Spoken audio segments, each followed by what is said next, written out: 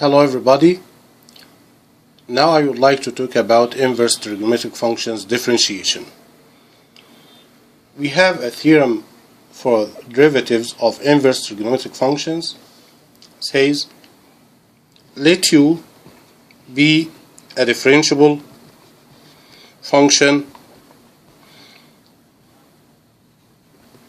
of x. Then we have 6 rules.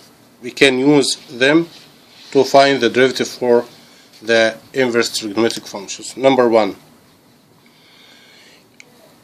Before saying the rules, you must know arc sine u, it is the same inverse sine u, the same form. Okay. Then we're gonna write the rules. Number 1, the derivative with respect to x for arc sine u. Here is u and here is x. It is u prime, the derivative for this function, divided by square root of 1 minus u squared. Or you can write it as d dx for inverse sine u. It is u prime divided by 1 minus u squared. But if you change sine to cosine here and inverse cosine, then you will add negative for the rule. This is number 1 and 2. 3 and 4, the derivative with respect to x for arctangent u, it is what? U prime, the derivative for u, this function, divided by 1 plus u squared. Or the derivative for inverse tangent for u, here is u, then u prime divided by 1 plus u squared. If you change tangent to cotangent, you will add negative here, and here inverse cotangent, then it will be negative u prime over 1 plus u squared. Then the 3 and 4. Number 5 and 6.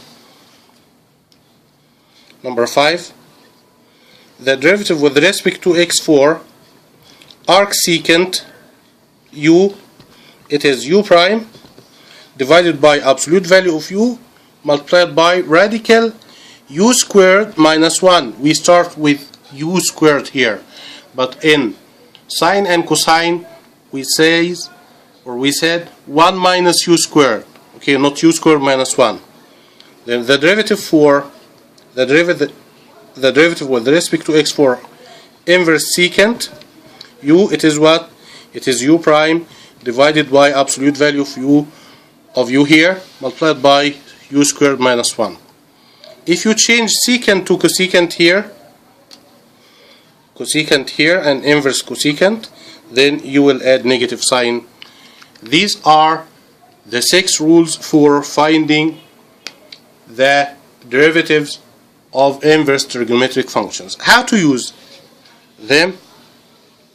If you would like to solve many questions, question number 1,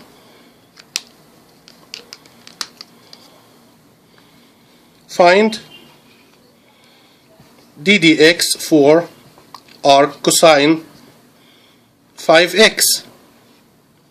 Here u is 5x. Then apply the rule. U prime is 5 divided by negative u prime for arc cosine divided by radical 1 minus u squared, then 5x all squared. It is negative 5 over radical 1 minus 25x squared. Okay, example 2.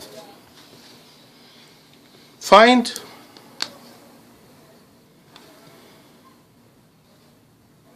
the derivative for arc secant 7x. Here 7x is u. Then arc secant, what is the rule for arc secant? It is u prime, then you will take the derivative for 7x, it will be 7, divided by absolute value for u, it is absolute value of 7x, multiplied by u squared. You will start with u squared, 7x all squared will be 49x squared minus 1. Okay,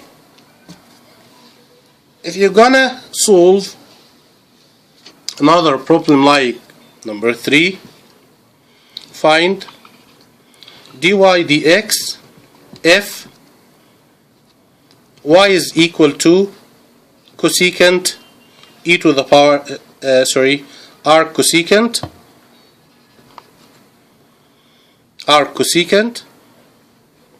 for 2x. How to apply the rule here? Then dy dx is equal to arc cosecant is what? Is negative u prime. Then u prime, u here is 2x, then negative 2. Absolute value of u, 2x, multiplied by u squared, it will be 4x squared minus 1. Another example, number 4. Find d dx for arc secant e to the power 3x. The rule for arc secant e to the power 3x, it will be u prime, u here is e to the power 3x, its derivative e to the power 3x itself, multiplied by the derivative for its exponent 3, divided by absolute value of 3x, multiplied by radical u squared, then e to the power 3x all squared, it will be e to the power 3 multiplied by 2, it will be 6x minus 1. Another example, number 5. Find d dx for arc sine x plus x radical 1 minus x squared. Arc sine x, it is directly here, x is its derivative is 1 divided by 1 minus x squared plus x multiplied by radical 1 minus x squared. It is a product rule. The derivative for the first, it is 1 multiplied by the second, 1 minus x squared plus radical 1 minus x squared, you can rewrite it as 1 minus x squared all to the power half. Its derivative is half multiplied by 1x squared all to the power half minus 1, it will be negative half, multiplied by the derivative for the inner function, it is negative 2x, multiplied by the first is x. Simplify 1 over radical 1 minus x squared plus radical 1 minus x squared, 2 cancelled with 2 and here negative, x multiplied by x, it will be x squared over radical 1 minus x squared, and you can simplify. Thank you for watching.